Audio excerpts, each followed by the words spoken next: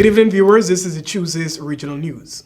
We begin by telling you that a US-based Guyanese on Sunday reportedly hacked his nephew to death over an ongoing feud surrounding the family property in Queens, New York.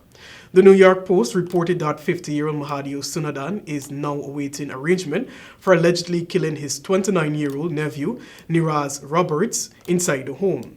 Authorities say that just before 5 hours on Sunday, officers were called to a home on 187th Place in Jamaica following a disturbance. Upon arrival, officers found Roberts inside the home with stab wounds to his back and hand and was pronounced dead at the scene. A neighbor said that the problems in the family began about 2.5 years ago when the owner of the house died, leaving children and Sunadan, the daughter's husband, to sort out the ownership of the 2-story brick home. Both the son and his family, including his own child Roberts, the daughter, and her husband lived at the property. Continuing regional news. The U.S. Supreme Court has ruled against immigrants who are seeking their release from long periods of detention while they fight deportation orders. In 2 cases decided Monday, the court said that the immigrants who fear persecution if sent back to their native countries have no right under federal law to a bond hearing at which they could argue for the freedom no matter how long they are held. The justices also ruled 6-3 to limit the immigrants' ability to band together in court, an outcome that Justice Sonia Sotomayor wrote will leave many vulnerable non-citizens unable to protect their rights.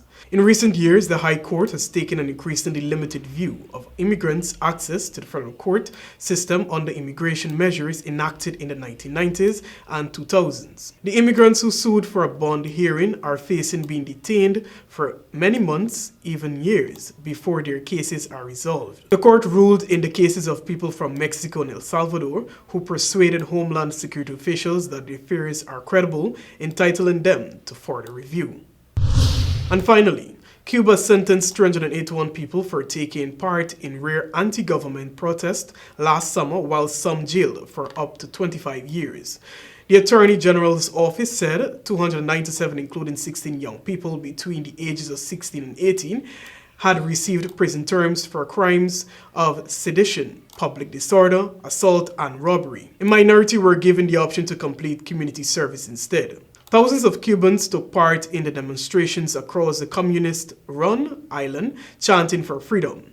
The protests, the largest in decades, came amid a severe economic crisis, with protesters voicing anger over price increases and sabotages of food and medicine. Unauthorized public gatherings are illegal in Cuba, and more than 1,000 people were arrested.